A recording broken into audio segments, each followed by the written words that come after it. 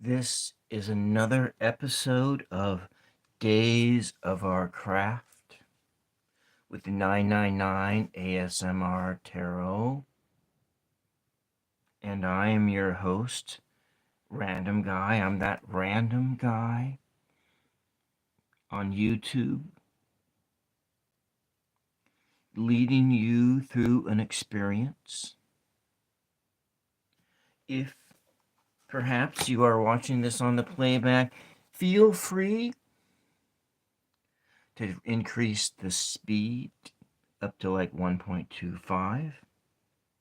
This video is a sleep aid. I'm signaling this to the algorithm. It is for people who relax to the sights and sounds of painting and a soft voice, provided I do not get too excited by those in the chat. And so what we're going to be doing is card design. I just got an order for Christmas cards, and this is my last year's Christmas card design. Here's another one. And I'm starting the process of what is this year's Christmas card design. Now, if you are interested in my Christmas cards, this is what my prices are. If shipped within, you can order from me directly. My email address is on my channel header page. I also have a PayPal link there too. But this is my prices. 20 cards shipped anywhere in the USA for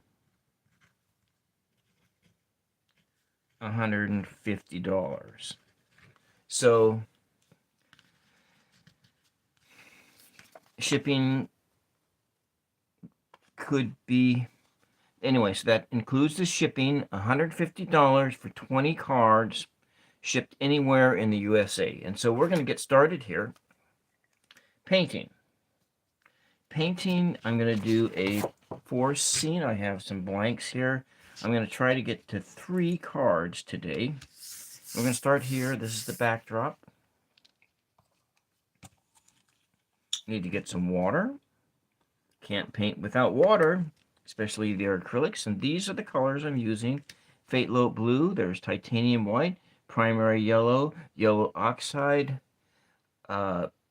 fluorescent yellow, green, cadmium red, and of course there's titanium white. And I have a little black here just in case I need to. Black goes a long ways, and so does the red. I already have too much red. So if I need brown, I can just make brown with these colors that are here. So we're going to start with painting a forest scene. And so we will make a little brown.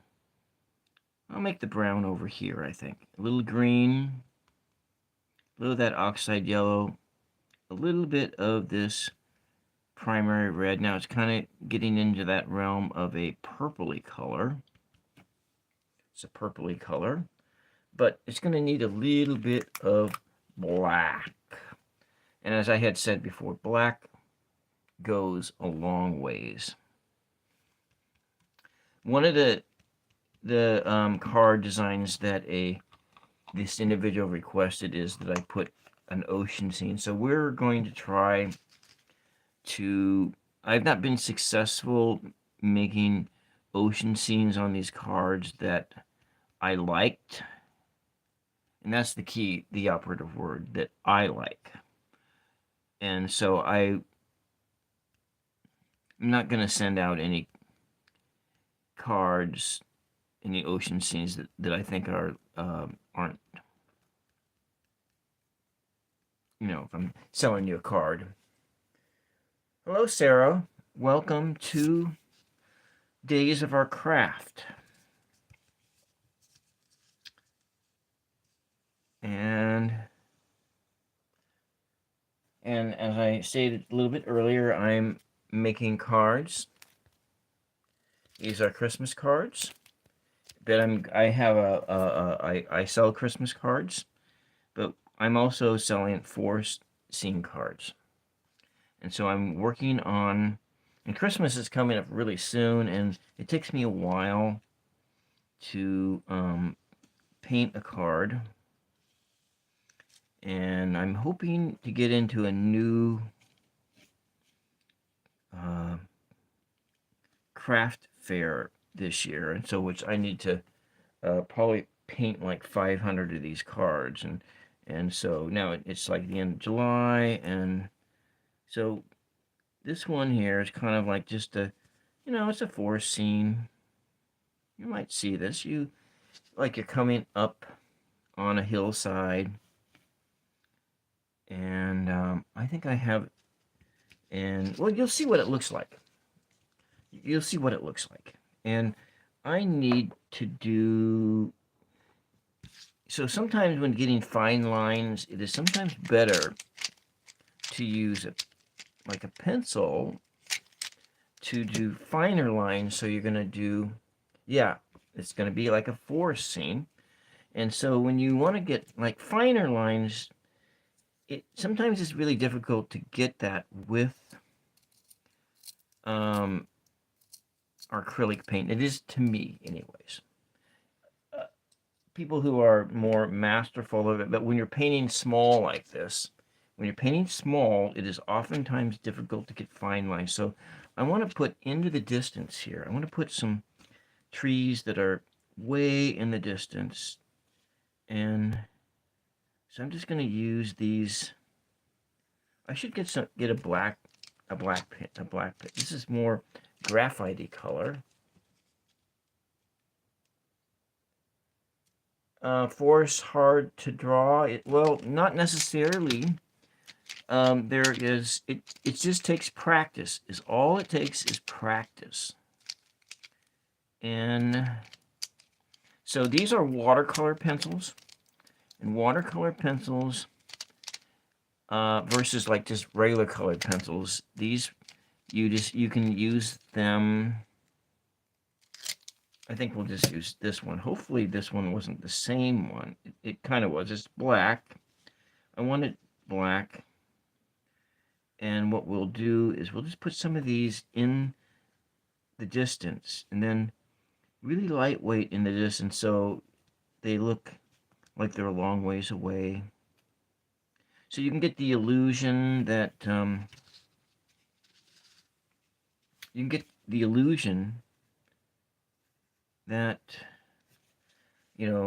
a stand of trees, and it doesn't have to be perfect, exact, or anything like that. It just has to, you just be kind of happy with what you got going there. I don't know how to explain it any other way. So we'll just kind of do some of these other ones. But then you also want to make sure that your scene is not too busy. That it's not too busy. And you want to have enough on here that it makes it look like you're actually in a forest, but not so many that that it's, like I say, too busy. Yes, you should draw. If you draw a lot, you can get and so now I'm going to do some of these trees in the background. I think I might just try, because this is an experiment mostly, and so if this card doesn't work, I will just send it out to one of my friends, write a letter in it, and send it out to a friend. Because that's actually, I know that people just don't do that anymore, but maybe that's something that a person can learn how to do, is to do more. So what I'm doing here is a stippling, and it kind of mimics in a randomness. You have a randomness here. When you look at trees, there's a randomness to how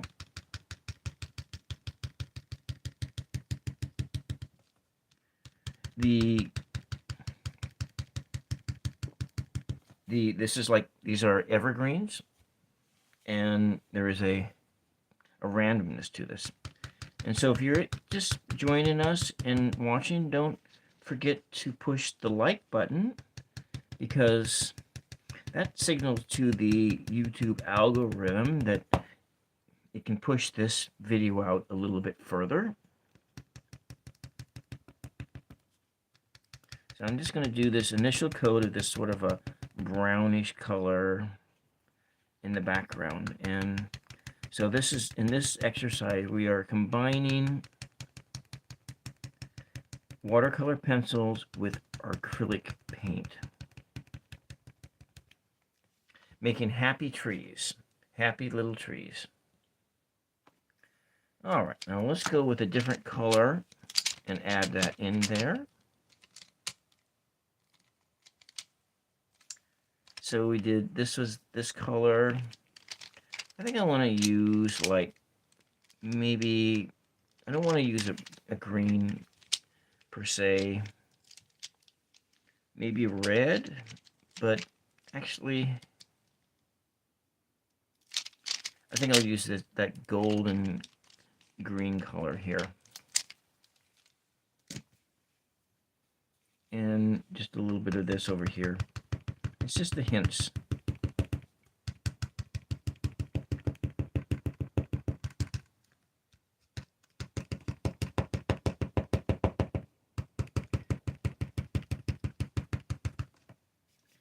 And stipple. Stippling is what this is called. And, you know, sort of hammering you get that impreciseness, the impreciseness of nature. And nature doesn't look like it is well planned out. And so this mimics what you can see in the natural world. Then I'm going to come back over this with, I'm going to make a darker color green here with this hooker's green mixed with a little of this yellow oxide over here. So you can see we're painting really small. And I might use a little bit of this fluorescent yellow mix it in there, just so we're custom mixing our colors is what we're doing right here. And I'm going to start that in here on these trees here. And so you see how that looks there? We had this in the background and it's back in there. And then you can see the hints of those other trees that were there. So we might actually come in to this little stand of trees, and we're going to add a little water onto there, and we're going to add just a little light line kind of up through here like this. Maybe another one right over here. So this is a scene that's on the whole thing. And now as you look at it, we have something in the foreground, and it gives some perspective, little perspectives here. I'll put this brush back over here. And it's in the way. Find a way for it's not in the way. And now I am coming in here, and hopefully you can see clear over here. But you know, maybe we also want to run a little bit of red in there, more red, lighten it up, and it makes a more rusty color. Sometimes we'll just go some straight red. And you do see things like this in nature, but you know, it's not perfectly like nature, because what we're doing is we're also working on your imagination. And so much of what art is building up your imagination.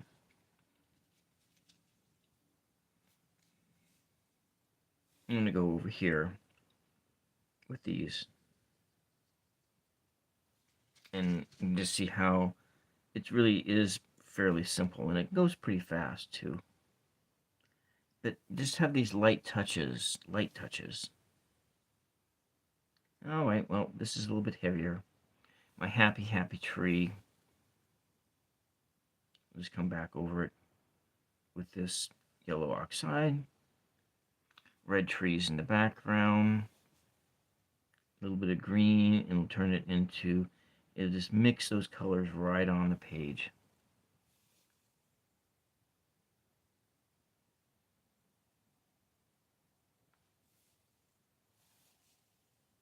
Yeah. Mix it onto the brush.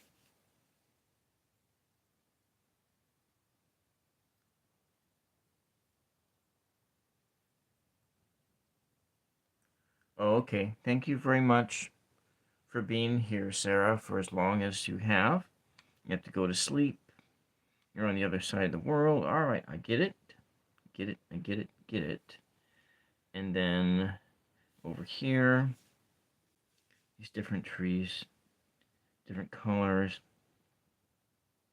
There we go. And this one, just kind of fill it out.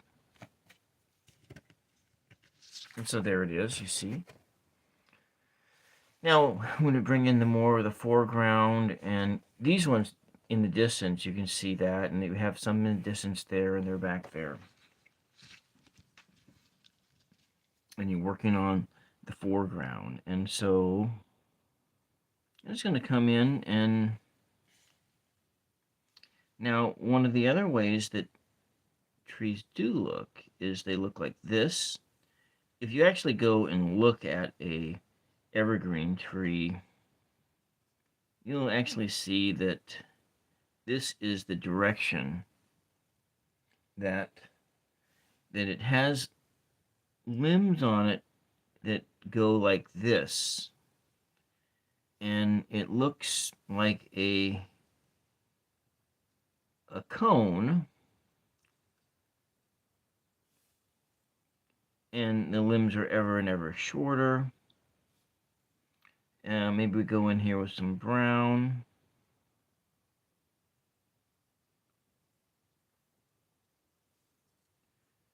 Brown, more green.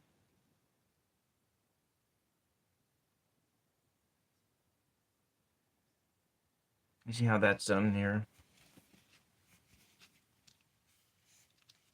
More green.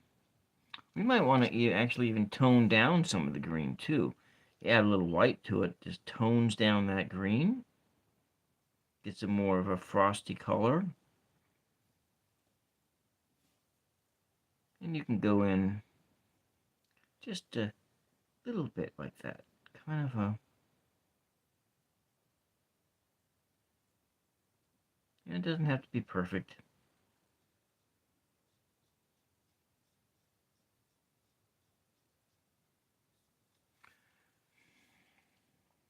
It doesn't have to be perfect. That's the... But we're going to take that in like this, maybe a bit more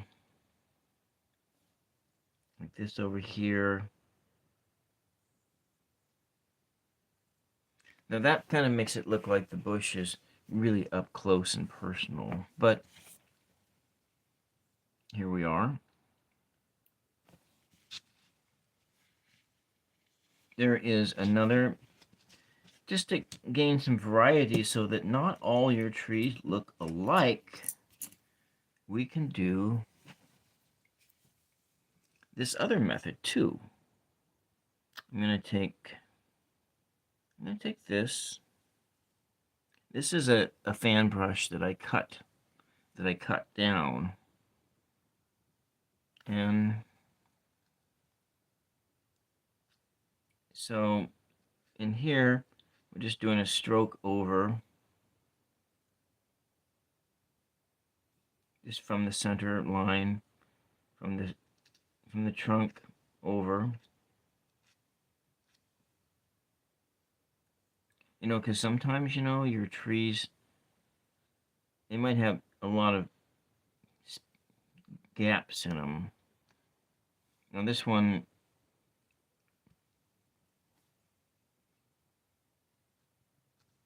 I have too much water on it. And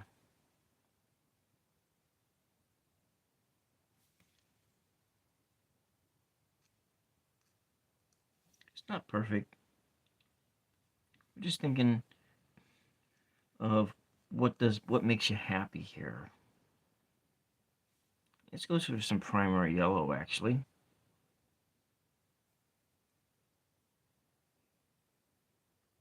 These are all colors that you see out in a forest, especially an evergreen forest.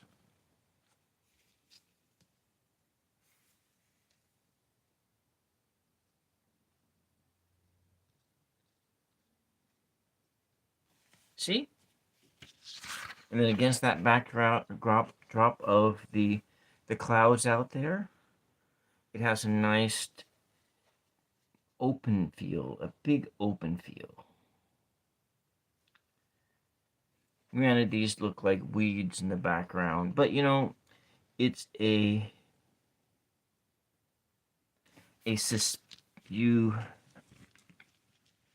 forget what the word is that I'm thinking. I can't think of the word, so I'm going to come back into some of this brown and you can do the same technique with this brush too, and see how this looks really tree-like too. And well, because you know, occasionally you do have that brownish tree, because not all trees in the forest are still alive. This one, we're going to just put some more green into it, just to liven it up a bit. We want all live trees in our forest.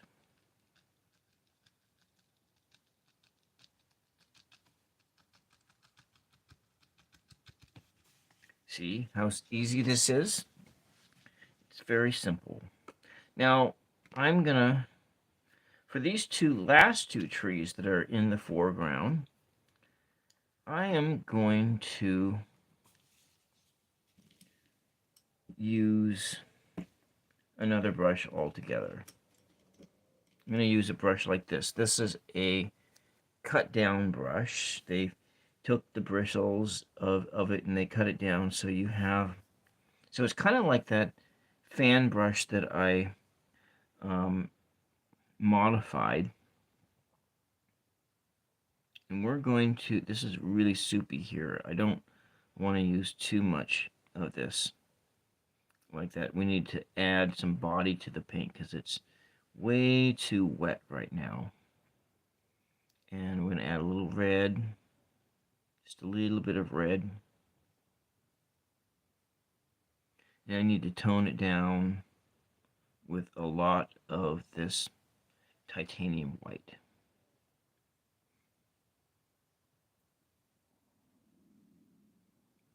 And now it's pink. I don't really want a pink tree. So we're going to take some more of this primary yellow and add to it until we get a color that we like.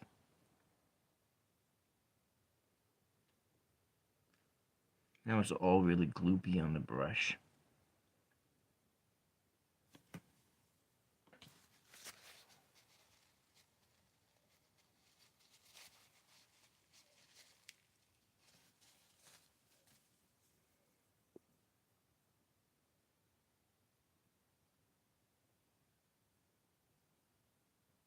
Okay. I'm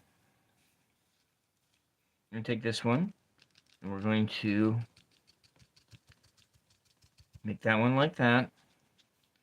And this one here, we're just going to use, I'm going to take some of this green, and I'm going to make it a much lighter, toned down green over here.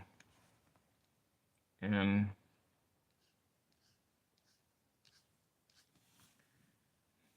here we go.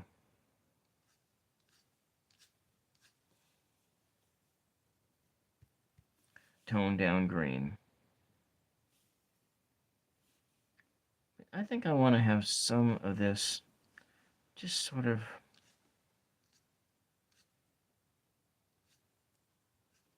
and like that. See how simple that is? Now we're going to do the very foreground, the 4-4 foreground. And that will just take a technique of, I'm going to use maybe a little of this here added to it. And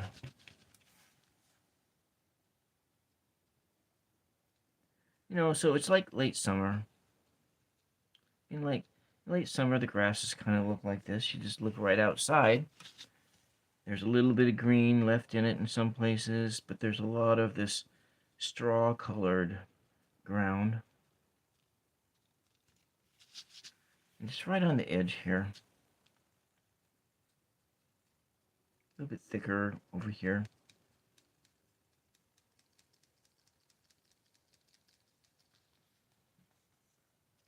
A little bit thicker. And maybe a little of this. I'm going to tone that down. Well, hello, Sam. Welcome. Welcome from Spain. I am painting. Oh, you see, you know what I'm doing. You've been here before. Kind of out there in the distance.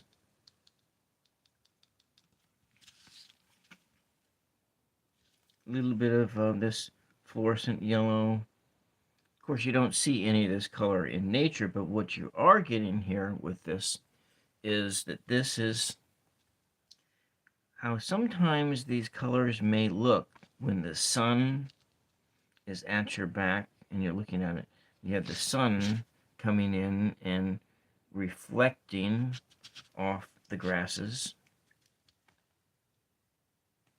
I'm going to come up here a little closer. I need a little bit more space this way. I keep shoving the card into, oh, there we go. We'll put it underneath my paint tray. And there we go. We got a bit of that in the distance. It's too regular, so I need to make this less regular. And now what we're going to do is I need to clean off my brushes a bit. And I'm just going to do the finishing touches on this piece.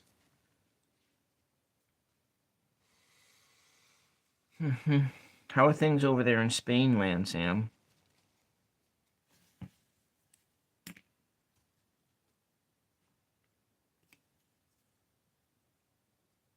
Okay, so you're okay, good. You haven't caught the summer cold that's going around the world.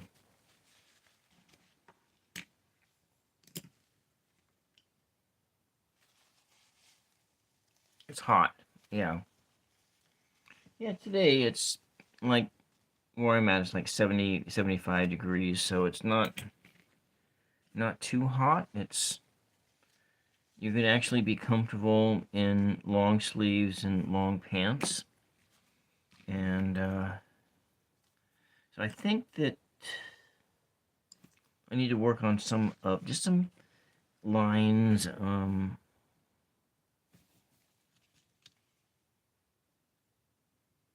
just gonna add some little accents into the front here.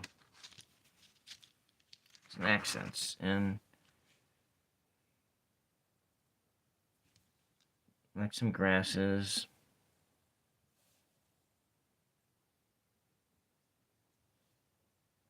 Maybe they're bushes. You know, it doesn't really matter what they are. They're just something. They're there in the foreground.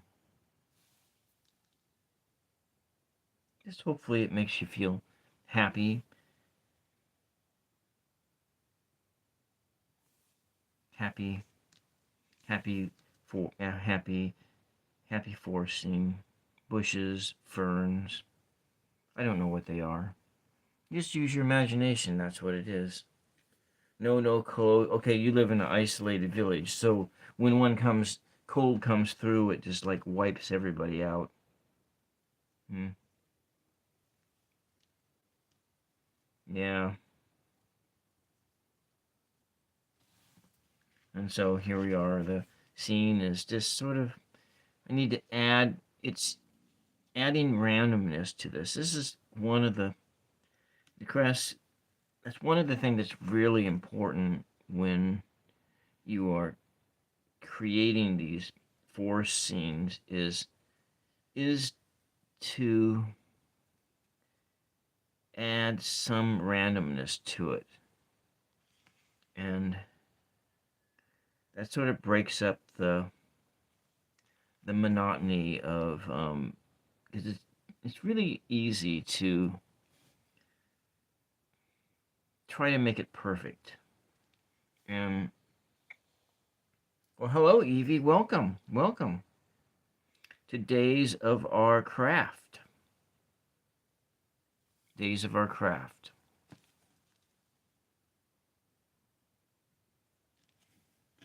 I was going to do an outdoor painting, but I kind of woke up with a sore throat, so I didn't quite have the energy to go open up my big easel and work on something else.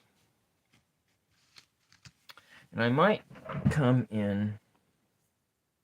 So you do like the clouds and how they fade into the paper? Yeah. Yeah, I don't know. I don't feel very well, but you got to keep plugging along. I'm going to put some birds in here, and with the birds, I use a pen. This is a Sharpie pen, or this one's not, but I do have some Sharpie pens that um are that. And so if you can look at the scene here.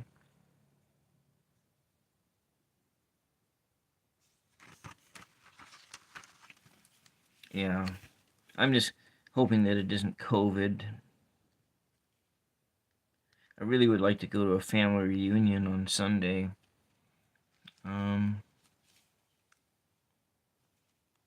The geese in my valley have been coming in almost nightly. Occasionally you see one lone one, and that's a sad scene, because when it's like one lone sheep geese, then you know that its mate is either someplace else or it's dead. It got captured. Maybe you want to have some that's like clear up high in the sky over here. A few more maybe. Just don't get too happy and make them so busy. So there we go. And that only, at a slow rate, it took only 30 minutes to do.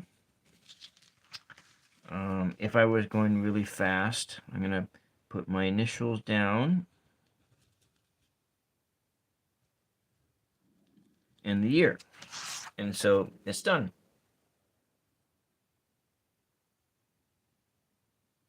I do have some honey tea. I have honey tea with a little bit of lemon. Actually, it's green tea and a little bit of lemon.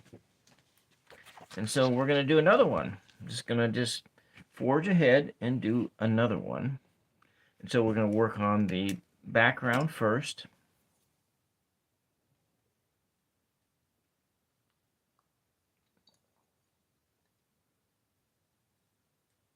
You know, I always like going into my stuff, and I found one of my my musical instruments that I bought like years and years and years ago. And this is a jaw harp. Let's see if I can remember how it's played.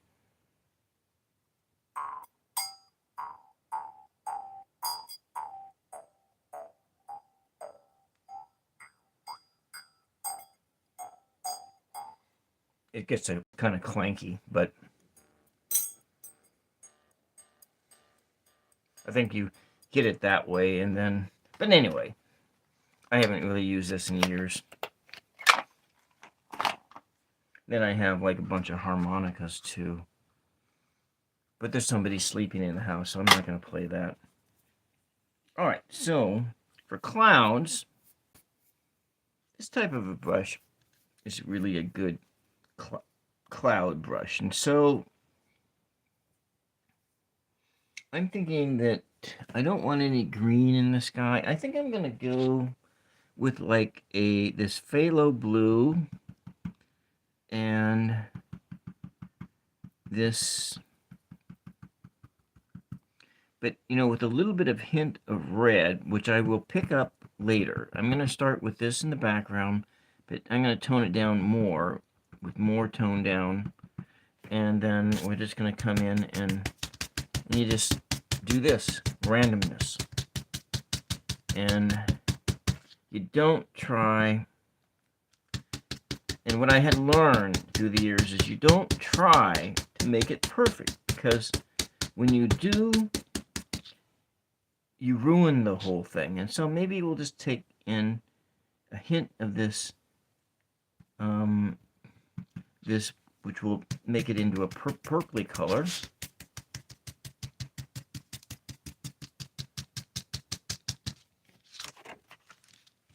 Just seeing. I don't know what it is. I'm not going to put a sun in the sky. That tends to make things feel a bit more busier.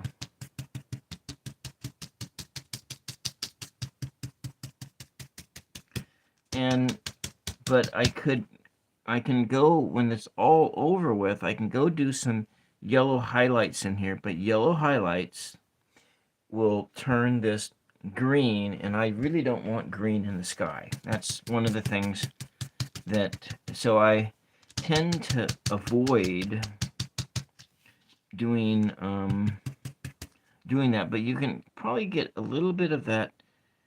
But if I do this yellow oxide, just a little bit, and hints in there, it does make it a bit green. So it's really like one of those colors that I'm going to go over here and take a little of this over here, and that will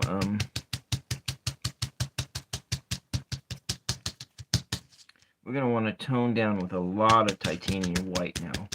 So you put that in here. My ears are ringing now. And so the clouds start to come out just a little bit.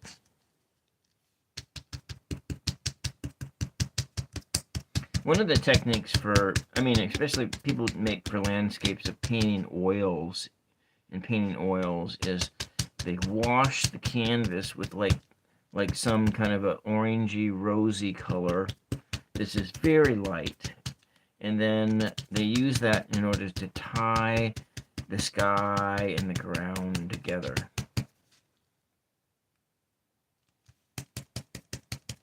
so using a liberal amount of this titanium white over here. So it looks great, good.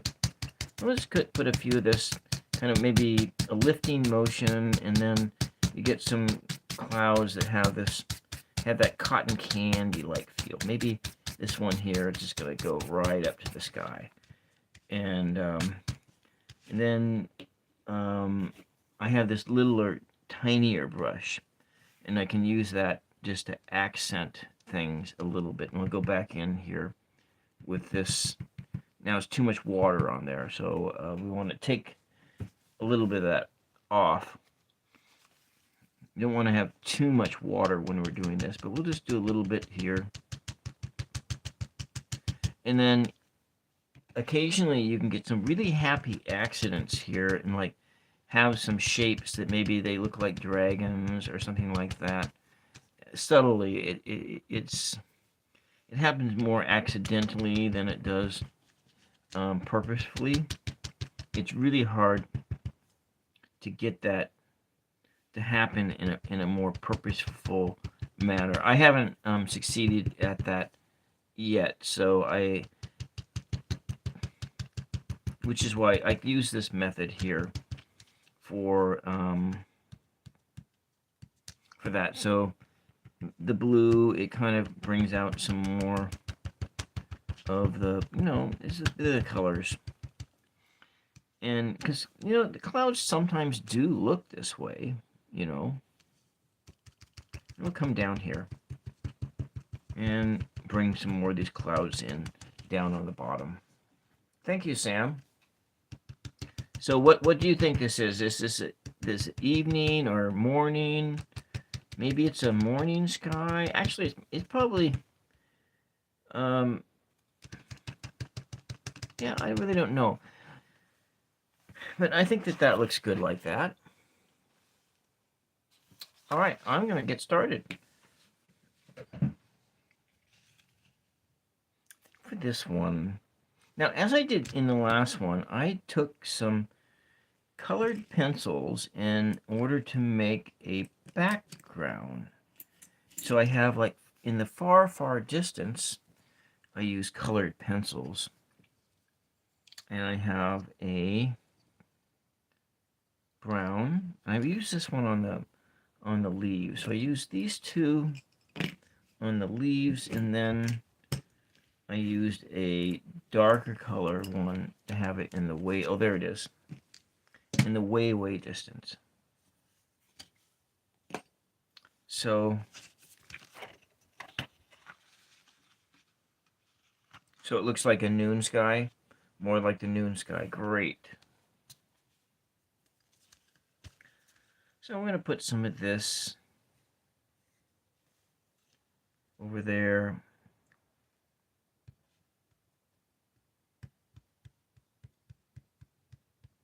Yeah, I don't want to make it too busy. If it's busy, especially for cards, busy is not always good. Standard trees over here.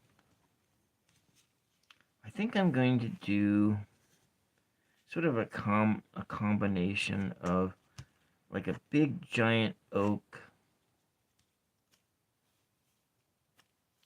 and stuff like this, and that's in the way distance. The way distance over here, and I've never tried it that way before.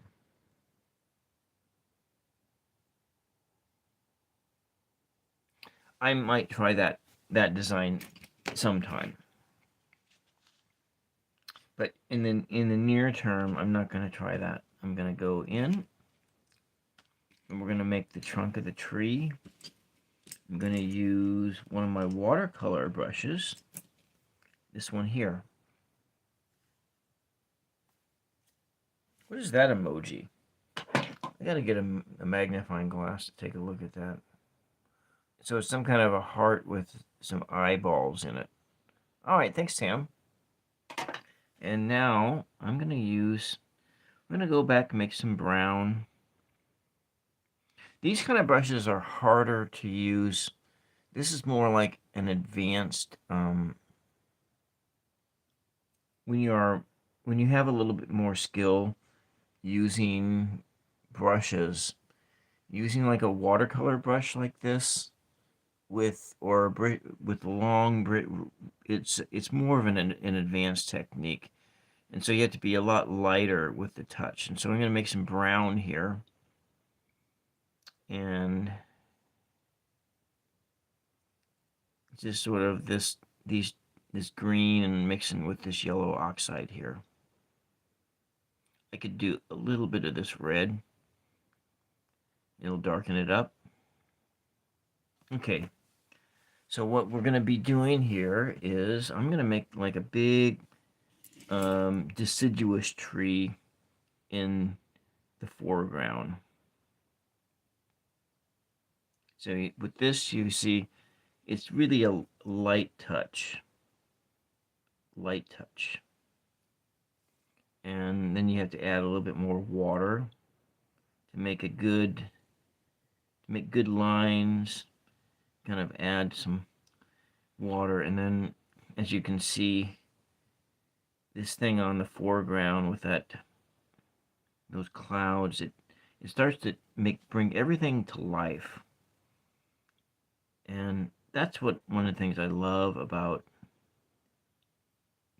painting, especially painting small, because when you're painting small and on paper, you can do a lot more, because painting on larger canvases is, you have to store that stuff.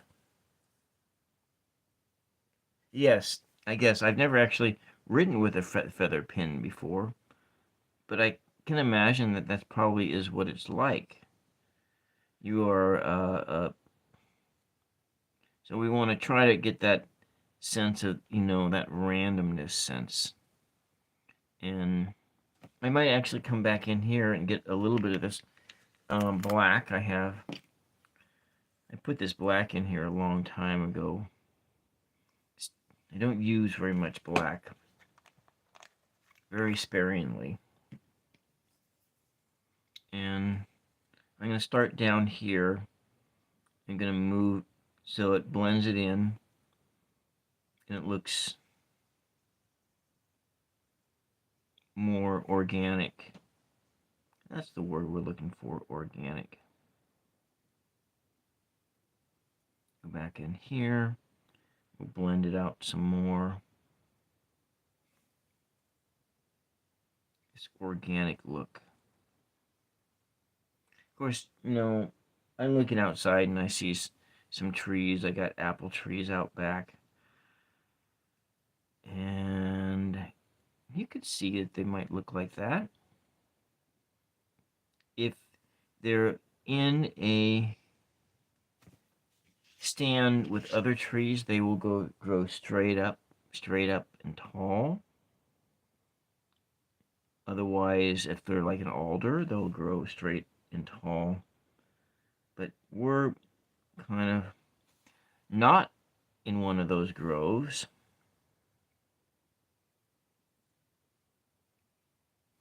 And now this looks like it needs, it's got a lighter shade, and so I need to add to this a little bit more, a little bit of this red. It's got too much water in it here. You've just seen them in the books, huh?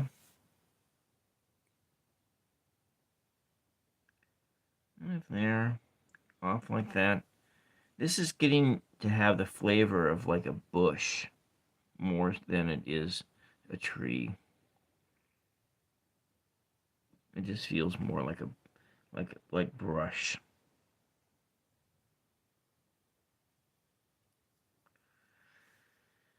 And so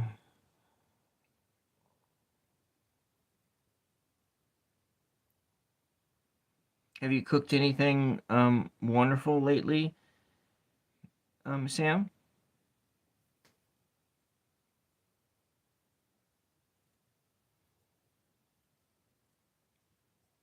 Feather touch. the feather touch.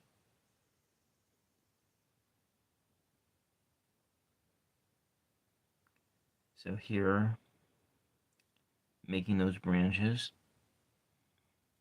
and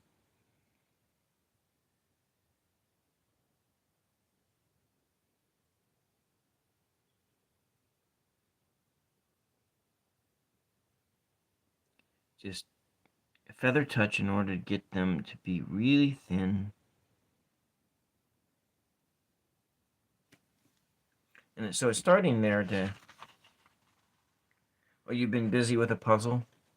So it's starting to get like a look like it's starting to feel kind of organic. Starting to. But we'll just work on this one over here. My happy trees.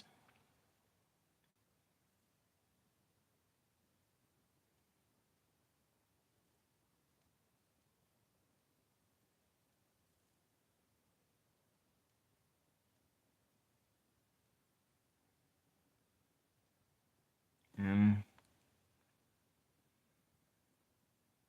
I may need to switch brushes soon, I think. Like this one, which is really a thin one. And so I think I'm going to do that. It does, I'm just going to work on it over here. And it gets more of a feather touch.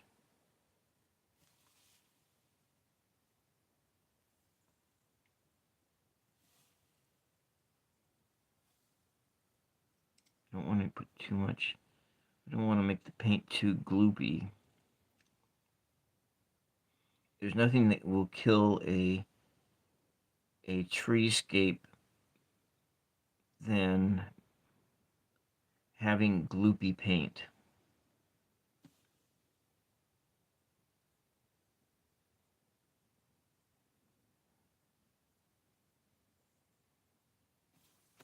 There we go. Maybe that's on the back side. So what kind of a puzzle are you working on?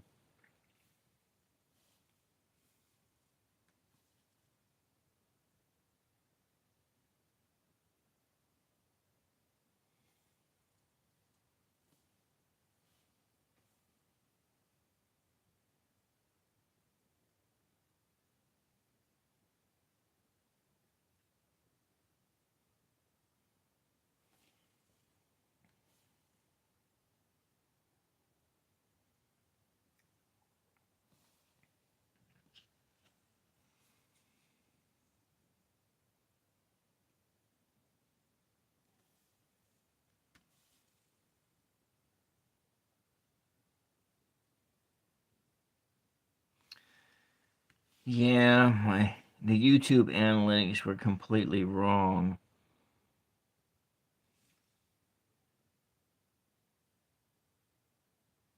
As far as the afternoon being. But it's nice to do afternoon paintings.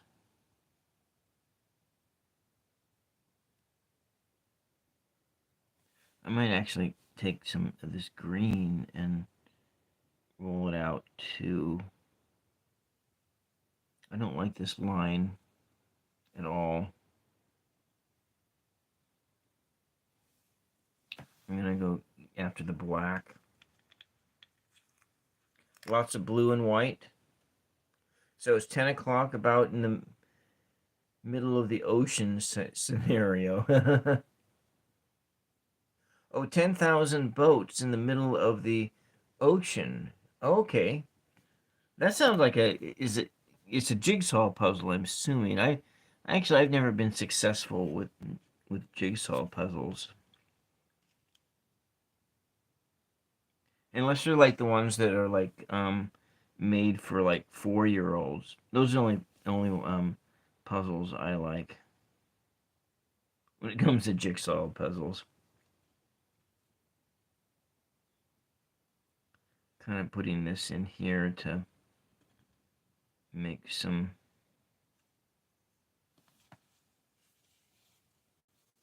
kind of make this look better.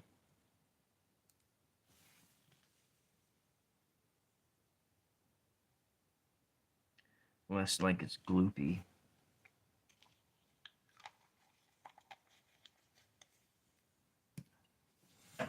So we are coming back in here.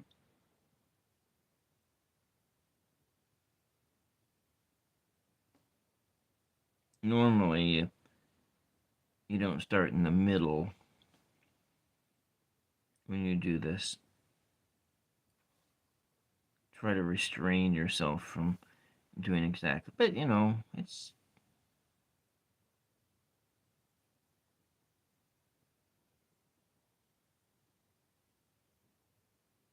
these kind of trees are a lot harder to do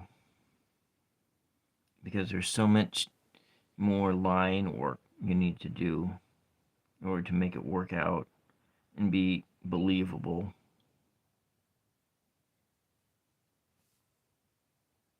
So in this painting session, when I finish this one, this will be my last one for the day. And I told myself I'd paint around 90 minutes, and so it's 10,000 pieces, puzzle pieces, and one big boat in it. Oh, that's, yeah. Hmm.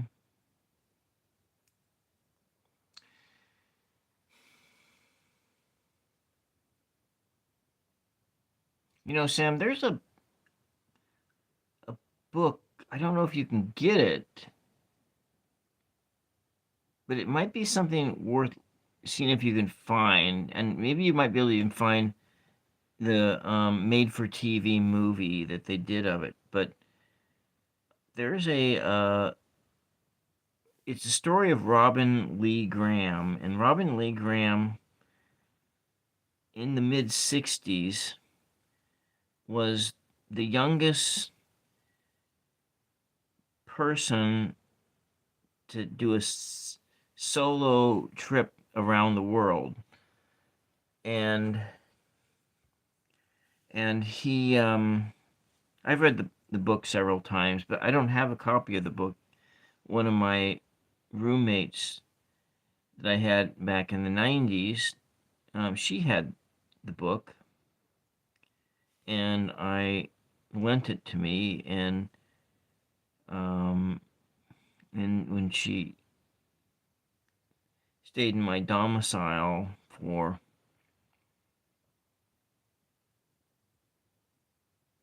a year or so, while she was there, I read that book.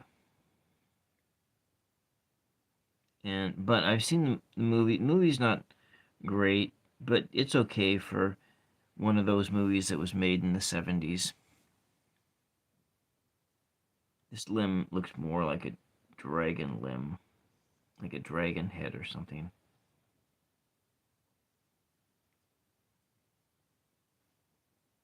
So the name of the story of Robin Lee Graham, but the name of the story is called The Dove because that was the name of the boat, his boat. So he like set out, I think it was like in 1965 or something like that, from Catalina in California. Then he returned in 1970 to Catalina in California, and it took him 5 years. And while he was on the way, he got married. I think he got married in South Africa. In the book, I think it was different in the film, in the movie, the made-for-TV movie.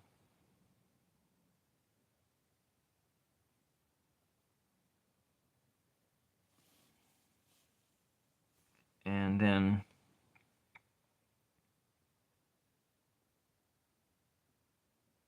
I really like that story. So Robin Lee Graham, you can look him up. His name is Robin Lee Graham, and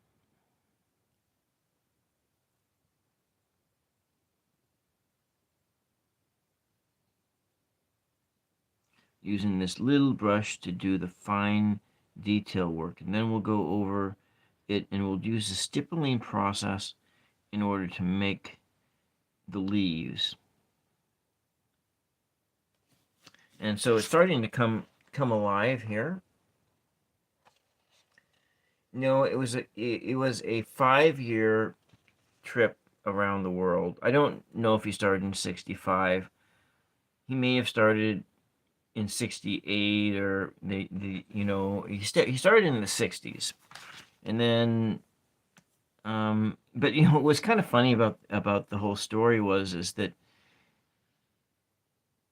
on his journeys he met this woman. She was like, I don't know, he left when he was like 15 or 16, and she was just a couple of years older. I think she was like 17.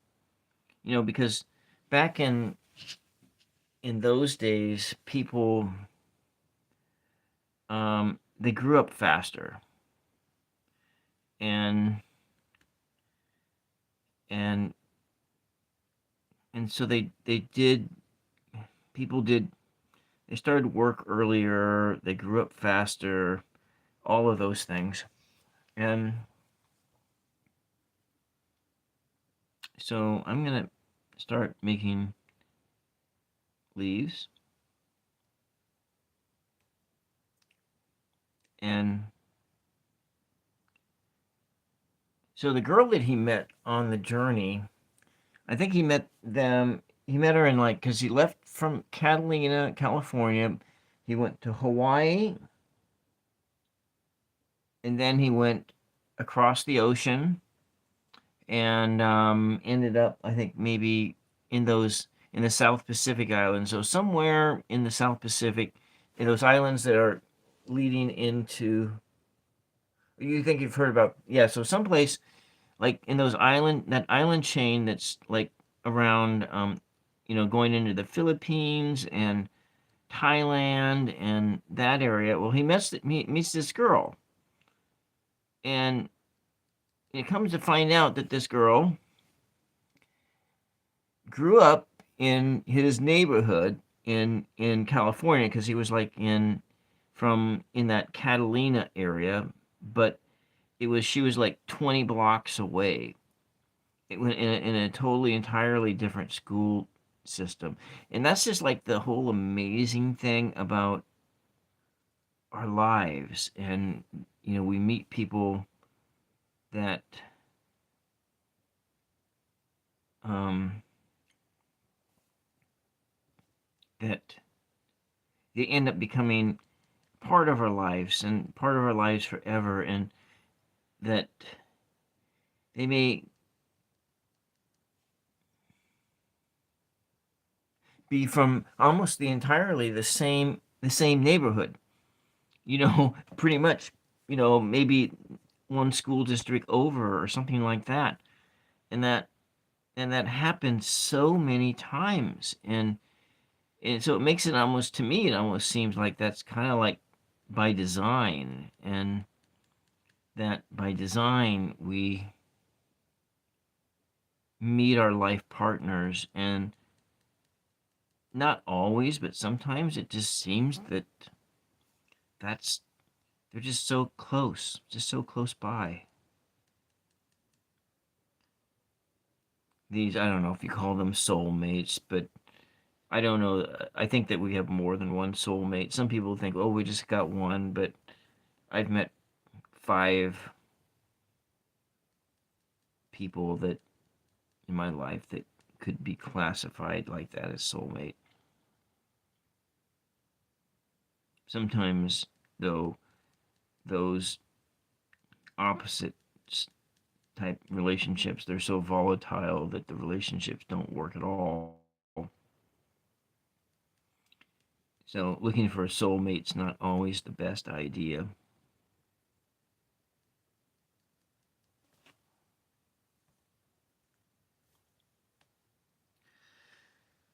I think I would take some of these and make it red.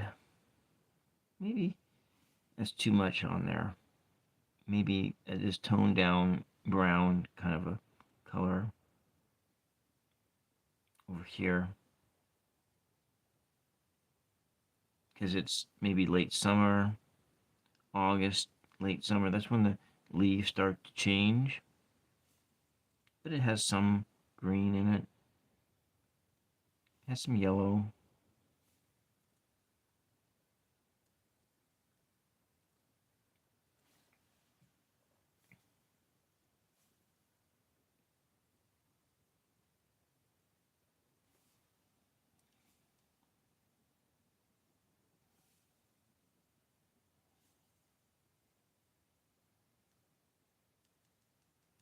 So the sun is behind you looking at the tree, and so we have the highlights. So maybe it's noon, maybe it's directly overhead. There's no shadows on the ground.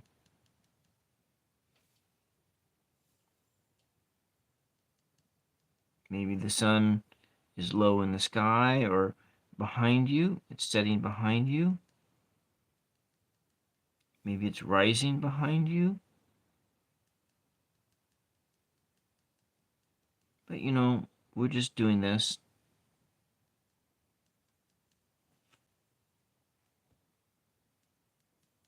Yeah. But I've read the book several times. You can tell in the reading of the book that whoever wrote it, they got tired. It's based on Robin Lee Graham's journal. He had like a reel-to-reel tape recorder in his boat because he left out when he was like 15 or 16 years old. He still had to finish his schooling, and so he was doing correspondence school. Maybe should I leave some of these blank over here? Maybe not all of them. We can't do all of them blank. Some green up here.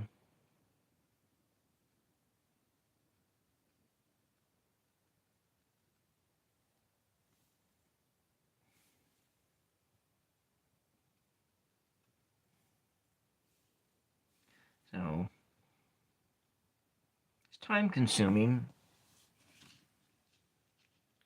I would like to do the mountains in the background, but this is it is a card, and it's not a, so it's um like here. This is one of my Christmas cards. It's going to be packaged up like this, and so it is. A mountain in the background will make it a little bit too busy, and because this is the size of it, so you're looking at and putting a sun peeking in the distance also. The sun is reflecting off these leaves, and so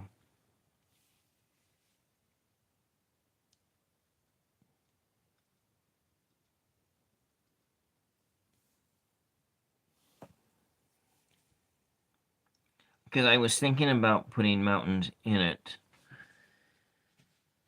I don't think I've done one of those type in a long time. Okay, there's another blank over there, but that's a different paper. I'm not going to use that paper. And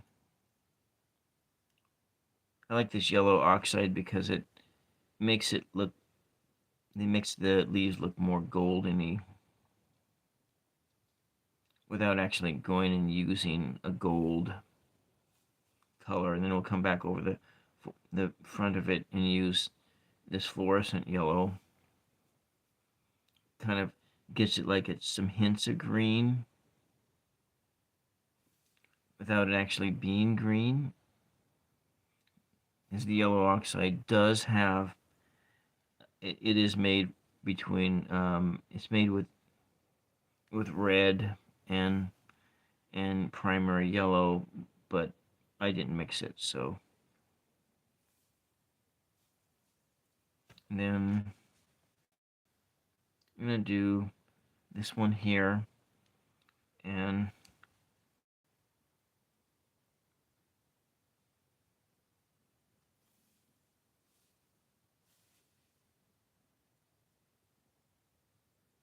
It's in the background.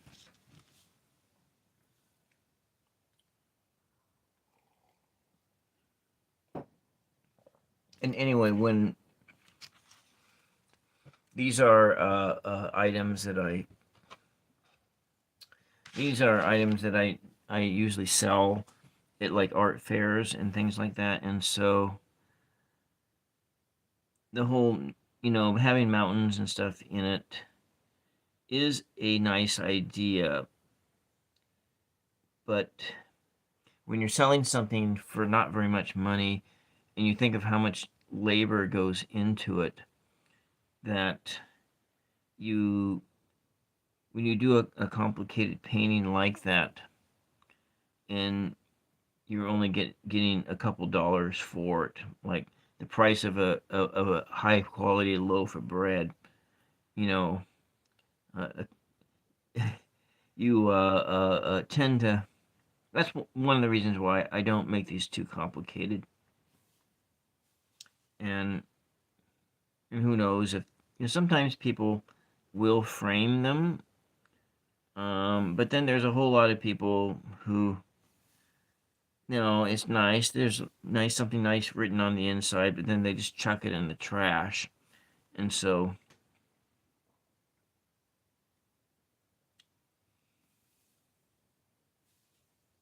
here we go. So I think that's for this tree. I think that's pretty cool. So I'm going to work on the background now, and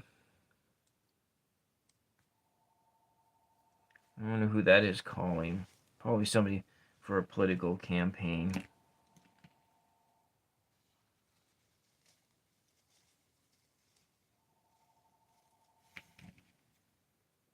Make sure you clean my brushes, otherwise,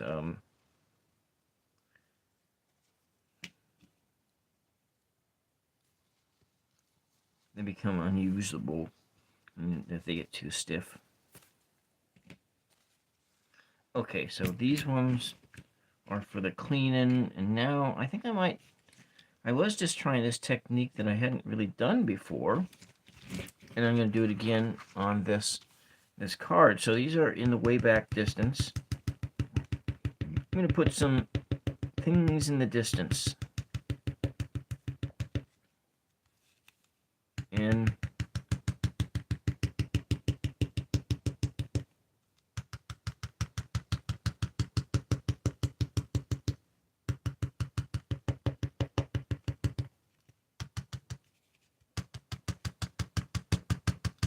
combining of colored pencils and acrylic paint.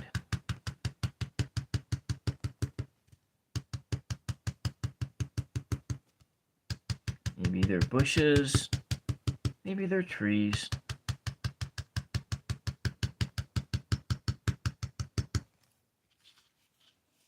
And I think I might use a brush on that one, and then we're coming up here. Maybe they're bushes. I don't know what they are.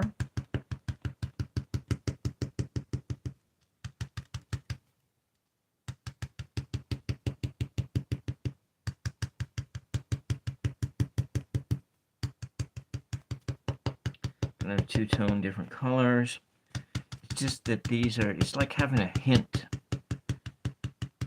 that something is there in the background, and that's kind of what this is.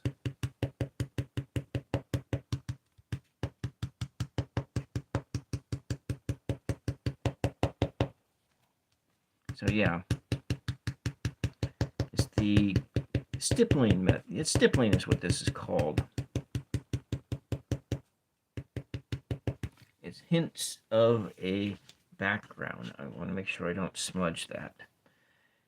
I think I might try this with this. I'm going to use this brown here, and I'm going to do just a.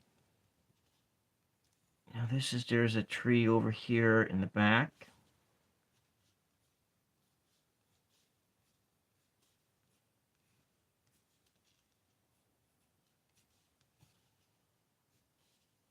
So I don't know what kind of tree it is, but then you can I think it looks like a double top. It's like a double top evergreen tree. This is what this is kind of turning into. Maybe it's an alder, I don't know. Kind of, it's a bush, maybe a bush, a big bush in the background. And come with another shade of like some green here, maybe this green here. What's this color? Maybe that color instead. And we'll come and just add some accents. So just in the background, it's just roughly put it in there. It's in the distance. And that's the beauty of combining these things together. And now if I wanted to, I could actually add a bit of water on this now, because these are watercolor pencils.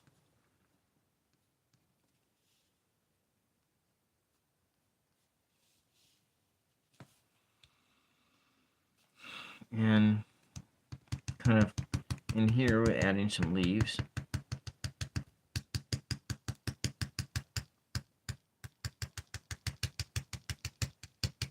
Bring it, give it a little bit more body.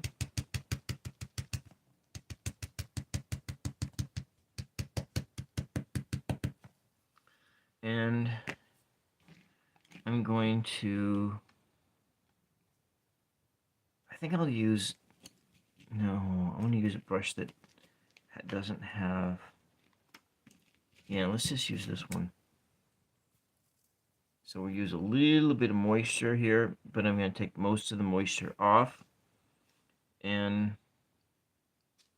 you see how this works here? It's adding,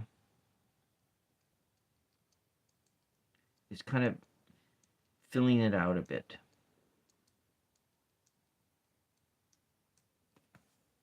A little bit of moisture. And it awakens those colors. So, see how that worked there? And these are these watercolor pencils, and adding a little bit of water and just sort of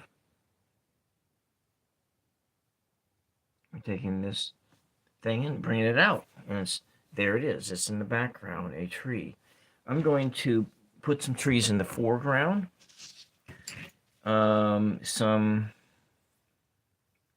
Some evergreens, and they're going to just be way back there. Way back there.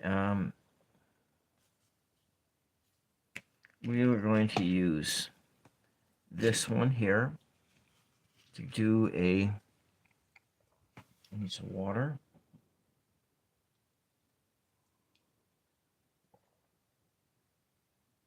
Yeah, well, what I'd like to do speed-wise is to do 3 of these in an hour, which I haven't really. I've done like this style. I could do 3 of this style in an hour, but I can't do 3 of these in an hour. I think I can do, so I don't do as many trees scenes like this. And coming up here, we're making brown again. And I'm going to make it a lighter shade of brown by adding in some of this green. Maybe it needs to be a bit darker. Okay, so there we go. Add some more red to make it darker. And so in the foreground, we have some trees. It's coming up here. Maybe it will go from up here and go down. Like that. Another one coming up here. A little water on there. Coming down. And another one over here. And maybe I come back in here. Okay, all right, that's fine. That's fine. Coming into August is it's it's where people do spend more time with their families and so forth. The summer gets on, and so that's where the vacations come in and stuff like that. So yeah, I'm probably not gonna do any. I might do one more. I'm gonna do one more Right Lab in August, not this week, but the next Right Lab I'm gonna do is in all in reading in reading techniques, poetry reading techniques. That's something that I will be doing in August, probably like in a couple weeks. And so now we're going to make some of these. I'm going to go back to this cut down fan. Yeah, yeah. Cut down fan brush, and we are going to add some more green into that. And so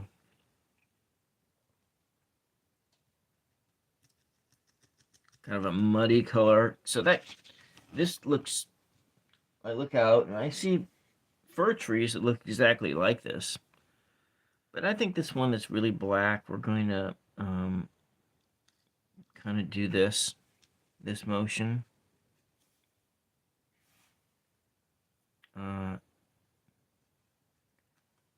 Like that. It looks like it could be blowing in the wind. See that? So you've been practicing your poetry? Good, good. Yeah, and so I'll probably be doing more of the Sunday poetry things coming up in September. But when I start, if I get into some of these other art fairs, then I'll have to tone back on a lot of my live streams because I will be needing to, because I have now two orders of cards to send out. One of them, two for and so like I'm my goal is to make 500 of these cards before like October. So and come over here, different colors like that. This is your quick strokes,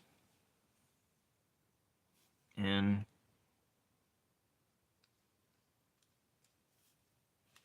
of course, I paint generally about 100 of these a year, and roughly about 100 of these a year, and and I've been doing that for several years now and it's supplementary income, and we'll just do this one like this. And so we have that stand of trees, and so you have those things in the background, and then you have these in the foreground, so it kind of fills it in. And you have this one over here, and then I think I'm going to put another one right here. So you can actually just use this brush too. I think I'll run it. Actually, you know what? I'm going to do it this other method, which is I'm going to skip putting and there it is. It's back there. And you see with the spillover with this brush, it almost looks like there's something there. And this is one of those Bob Ross techniques. I think I'll put another one on this side too. Just a little bit more green, here. And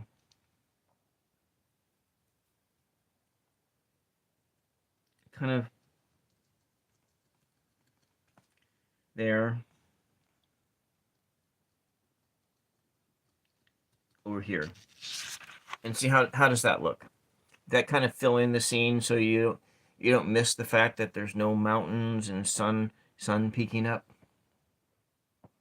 You got that tree in the foreground and one big tree in the foreground with all the detail, and then just the standard but you know what I'm going to do is I'm going to add one more. I'm going to add just one more, a taller tree that kind of comes up to here. So I think I'll just put this one right by my name, and I'm going to go into this brownish color here again.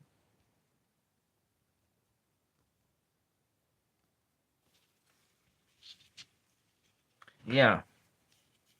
So I'm going to come in and start up about here, a tall tree in the background. And it comes straight down here. Oh, geez, I forgot to put the lid on my black. I'm going to take just a little bit of this black. And here we come up here. And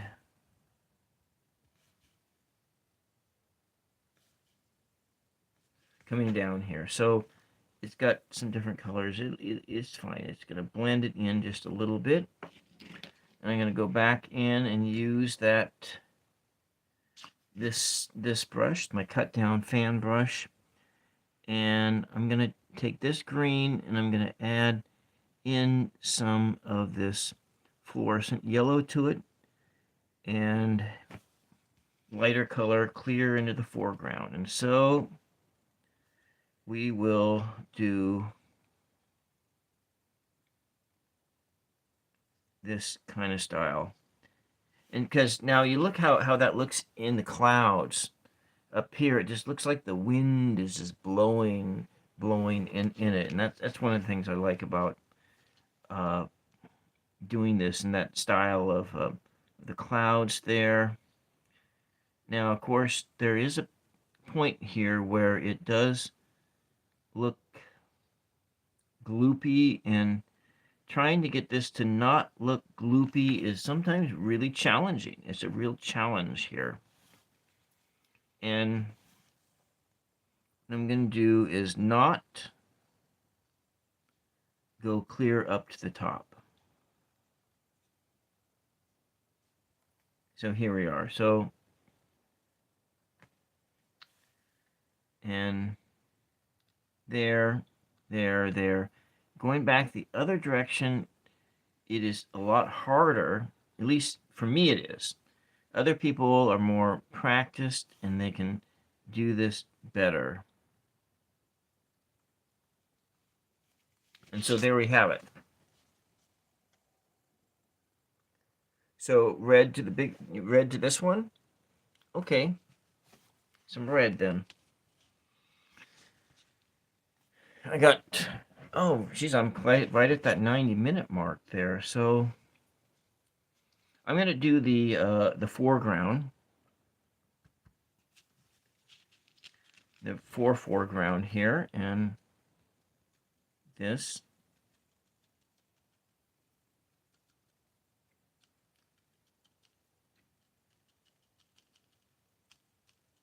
Kind of looks like there's some grasses in here. Over there. Over here.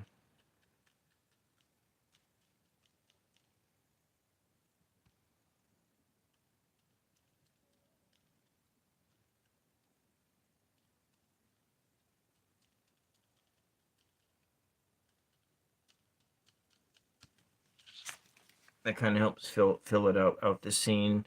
So you're on a flat. Yeah, that other side it's really rough, and I'm still working on that. I've been painting stuff like this for gosh, I can't remember I don't know how long now. It's been enough time that it looks great on this side, but this backstroke, it is so much more difficult. And so I think I might add, like you say, some red I'm going to tone it down here. A little bit of red in there, and red in the ground, kind of over here.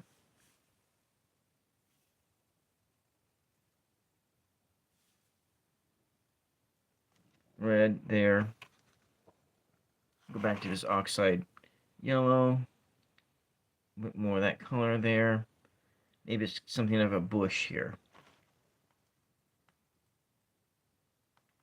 And you can tone it down with some white.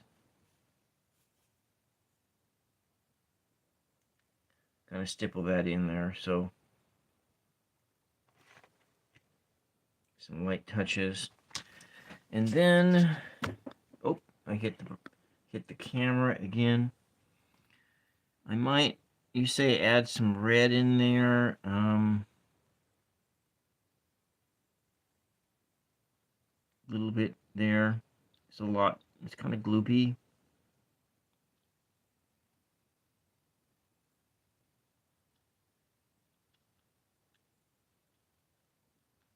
Sometimes, you can just, I use a lot of brushes, but sometimes you just don't need to use that many brushes. High up here.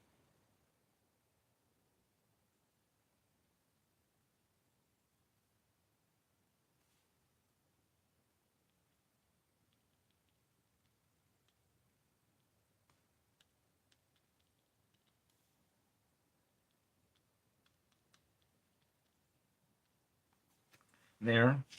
How's that look? Got that red in there, maybe a little bit more red. Over here.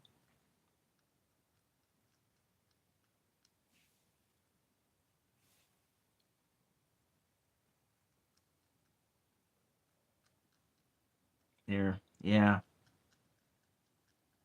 This is just like a perfect brush. This is the perfect brush for doing this kind of detail work. Like that. There we go, Sam. Thank you for the suggestion. Maybe a little bit of some grass, and then I'm going to add those my bird details. But I think I might do for grass is I might come in and use these watercolor pencils, and then I can get more of a straighter line. What did I do with my shaver? Oh, there it is. So yeah. Oh, I got some paint there, but oh well.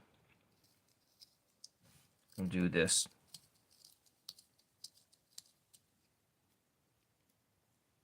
And just some grasses like this. And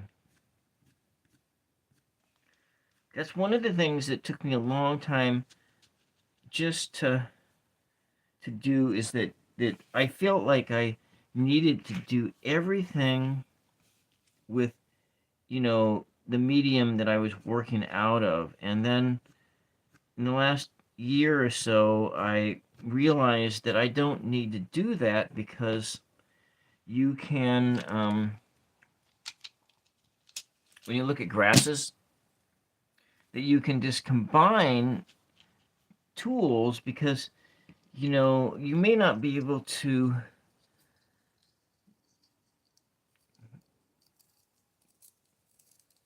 wield that brush in such a precise manner, that, especially painting small, because when you look at grasses, they have these seeds that are kind of, and you can just kind of see it here. Seeds. These are kind of like grasses. And suspension of belief. I need a different color. This color is way too yellow. Maybe we'll use this orangey color here for some of it. And I have just to stipple like that. And just a little bit of hints of some other colors in there. Some grasses there. Kind of fill in the in the forest. Maybe it's a bush, a grass or bush. You know, there, kind of in front of the tree a bit. Just kind of hinted at. There we go. Now I'm just going to add my birds. And I'm done with ever using a paintbrush to add the birds again because it looks really gloopy. And so we got some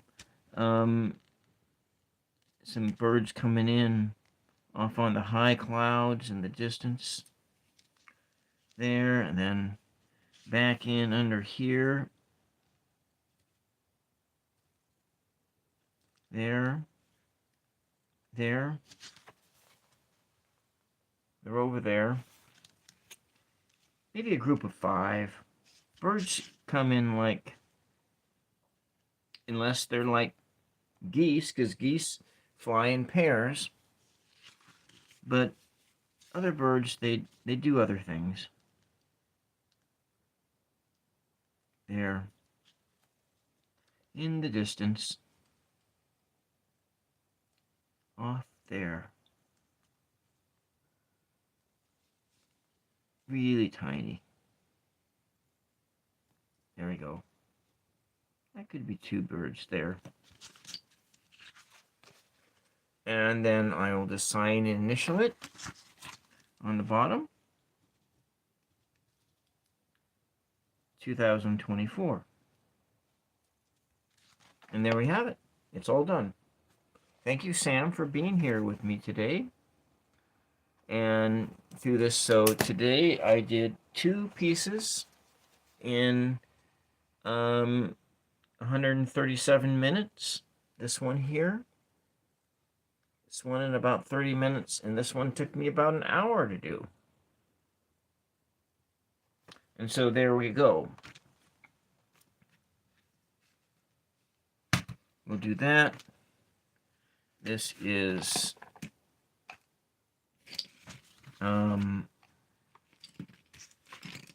where did my other thing go to? 999 ASMR Tarot. Doing a craft day, crafting your day away. Days of our craft on the 999 ASMR Tarot. I'm random guy. I'm just some random guy on the internet. And don't forget to like and to sub to this video if you are watching it for the first time and you like what you see. And if you like these cards, I'm selling them shipped anywhere in the USA, 20 cards for $150. That includes the shipping into anywhere within the United States. And the way they come is they're kind of like this. It has a plastic sleeve on them. I did these ones in 2023. These are my Christmas cards. I'm going to be painting a lot of Christmas cards coming up. Probably 100 of these Christmas cards because I have orders coming in for Christmas cards. And so that's what I have for today. Thank you very much for being here and have a blessed week. Bye-bye.